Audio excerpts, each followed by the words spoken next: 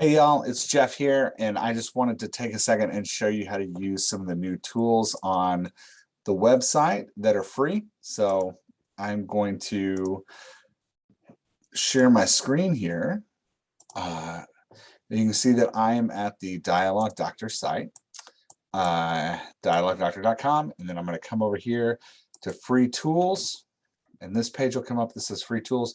It gives you these instructions, and then the two tools I want to show you how to use with these right here. So the first one is the character voice chart 2.0. This is our new character voice sheet, and if you click it here, you'll get a view only format.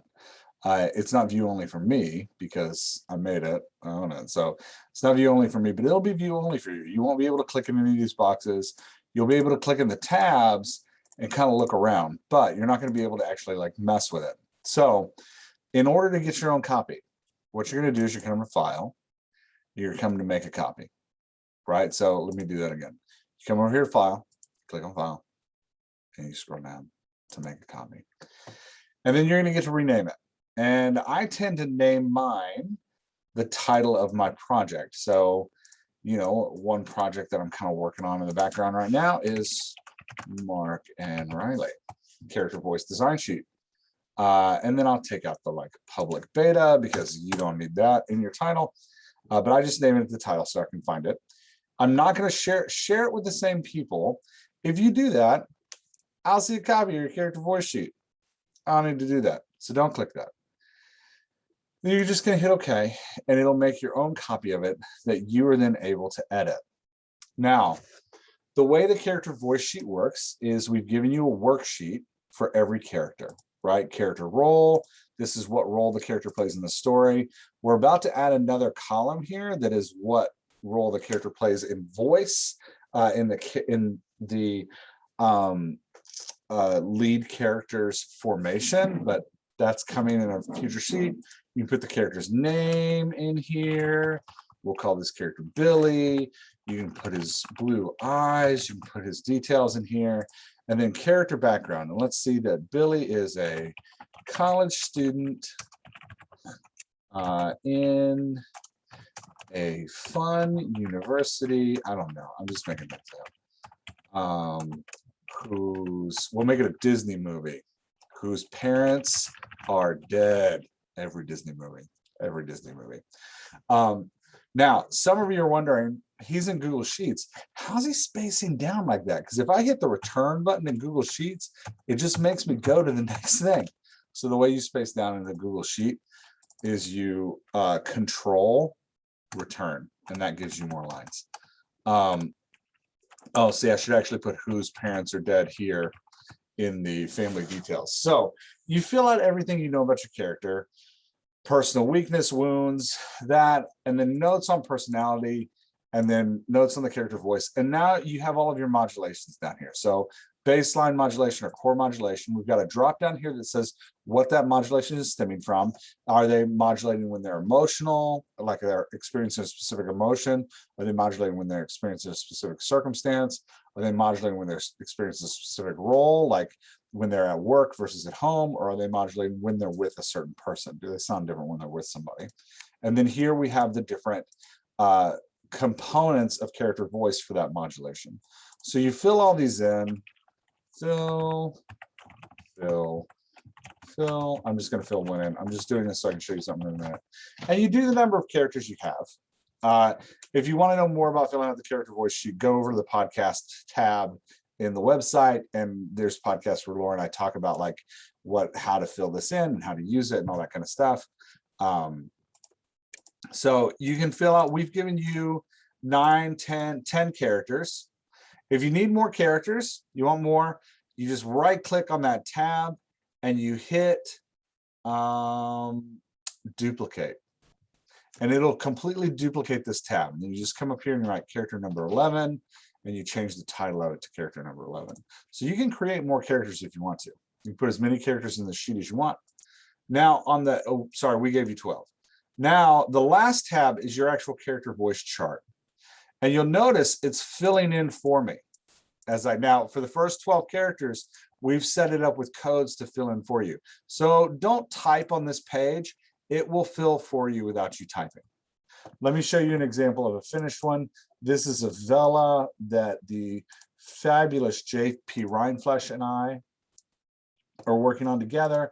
And this is my character voice sheet. So once you get all your characters filled in, you can see I've got my protagonist all filled in. I've got the modulations I'm using for him. I've got 5 modulations for this protagonist, modulations I'm using for him. I have other characters put in as well.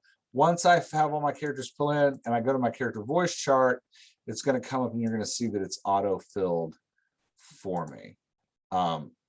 That everything is dropped in there for me. And now I can compare and contrast the voices like I did in the original voice chart. I don't actually, again, I don't need to type on this page. It's going to autofill it for me. All right. So that's the character voice chart. Let's talk for a minute about the next one, the character design sheet. I'm going to go back to dialogdoctor.com. I'm going to go back to free tools. I'm going to come down to the Dialogue Doctor 3-story method story build worksheet. Again, I'm going to click on it. Again, you're not going to be able to edit straight in it. You're not going to be able to start writing it. It's going to be view only. You'll probably have a little tab here that says view only, but you can just come up to file and you can just make a copy. And you can name the copy whatever you want. I would actually just take out all of this title, Dialogue Doctor and 3-story method story design, and I just write the name of the book, the name of the story, Riley. Why can't I spell her name all of a sudden? We'll just, for a second time, we'll just say Mark story design sheet. I'm going to erase the beta because that's not in there. I'm not going to share it with me. And I'm going to hit OK. And then I'm going to get a new blank worksheet that's all mine to work off of. Now, like the last one, this one has a whole bunch of tabs. You see that we've set you up with 50 scenes to start with. Again, don't type in your storyboard sheet. If you click on the things, you'll notice that there's codes here. Those codes are going to autofill the sheet for you. So you don't need to type here. There's also an emotional flow chart. You don't need to type there either. I'll explain this more in a second. Start at scene 1. And in scene 1, what we've done is we've given you a space for the name of the scene, right? First scene, or if you have fun names for your chapters, you may just want to be like chapter 1. And then you can put your scene summary in here. I recommend 3 sentences or less. Or if you're using like a Pixar pitch, put your Pixar pitch in here. This is like the summary of your scene. And then we have these amazing questions from the 3-story method plot book that Jay Thorne and Zach Bohannon wrote that I swear by and live by and love. So I went ahead and put them in this sheet. Actually, Jay put them in the sheet for me. Thanks, Jay. So what does the protagonist want? Protagonist external pursuits. What does the protagonist need? Protagonist internal desires. What does the antagonist want? What does the antagonist need? And what's wrong with the protagonist world, right? Like these questions that help you flush out your scene and what's happening in your scene. And then what's the conflict of your scene? What's the choice your protagonist is going to have to make? And what's the consequence of the choice your protagonist makes? So this is all just a worksheet to help you flush out that scene. You can either flush it out before you write it or after you write it. Upon reflection, you can come back in and put it in here. Whatever's going to work best for your writing style, do that. Then we have you describe the emotional flow. So when we talk about the emotional flow, you have a point of view character, a character that is the vehicle for the reader, the character that the reader is following along on their emotional journey. So think about your scene. When a reader reads this scene, how do you want them to feel at the start of the scene? How do you want them to feel at the end of the scene? If a terrible thing is happening to your emotional flow character, to your vehicle character, then maybe they're going to feel okay at the beginning and feel tragically sad at the end of the scene. If this is a celebration scene, your vehicle character is going to win a big victory, then maybe they're going to feel low at the beginning of the scene and excited at the end of the scene. So describe. I try to do it with just a couple words. I try to be like, start of the scene, I want them feeling hopeful. Into the scene, I want them feeling excited. Or be like, start of the scene, I want them feeling nervous. Into the scene, I want them worried, right? Like, how do we want the reader to feel from the beginning to the end of our scene? Write that out there. And then you're going to give that a rating. Now, these ratings, I've put a drop down in here, 4, 3, 2, 1, 0, -1, -2, -3, -4. What you're rating is not like, is the scene positive or negative? That's not what you're rating. So if your scene's exciting, don't give it a 4. That's not what you're rating. What you're rating here is the change you want the reader to experience. So if the reader's going from sad to nervous, that's a positive change, right? The reader was sad at the beginning of the scene, and now the reader's nervous. That's a +1 of a change. If the reader starts the scene sad and then gets a little bit hopeful, and you pull it away and they're sad again, all in one scene, that's a zero-sum change. The reader started and ended in the same place. That scene gets a 0, right? Let's say your reader is starting the scene nervous, but then the scene's a big victory scene. The reader gets excited, right? That's like a +2, +3, right? Like the reader's having a big jump in emotion. Or let's say you're writing a romance, it's a meet cute, and the reader starts the scene intrigued, right? Like, I'm interested in these characters. I'm intrigued by the woman who's moved to the small town in order to open a bookshop to get away from the big city life. And in the meet cute, she meets this really hot carpenter who's gonna like build bookcases for her. And she's like, oh, carpenter, right? And the reader goes from intrigued to like, oh, I'm invested, right? That's a +3, right? Like that's a +3 in the reader's emotional change. So what we're rating is the change in the emotional flow. The reader's starting here, the reader's ending here. What's the change? Is it a positive change? Is it a negative change? This isn't science. This is gut. This is gut. You'll notice I only gave you 4, +4 to -4. You only got a range of 9, right? Well, -4, 3, 2, 1, 0, 1, 2, 3, 4. That's why it's a range of 9. So you only got a range of 9. So keep it tight, right? Like save that +4 for when you're in like the massive climax of the scene. And it's the scene where Han finally comes back with the Millennium Falcon and blows Darth Vader away, and he goes like spinning out, and everybody's like, yeah, right? Like that's the 4. So keep it tight. It's not a science. This is about your gut. It's about how you want the reader to feel. Drop that in there. So we're going to fill out our 3-story method questions. We're going to fill out our describe the emotional flow. We're going to give it a rating. And then down here, based on the emotional flow you want your reader to feel, think about your vehicle character, the character that the reader's following. Write in where they're at the beginning of the scene. How, like what voice modulation are they in? This is where your other chart really comes in handy, because you can come back to your other chart and you can go, what were the modulations of my character? And here's a dirty secret. You can just copy a modulation and paste it here, right? The things line up on purpose. Just copy and paste it in. And then think, where do I want them to end?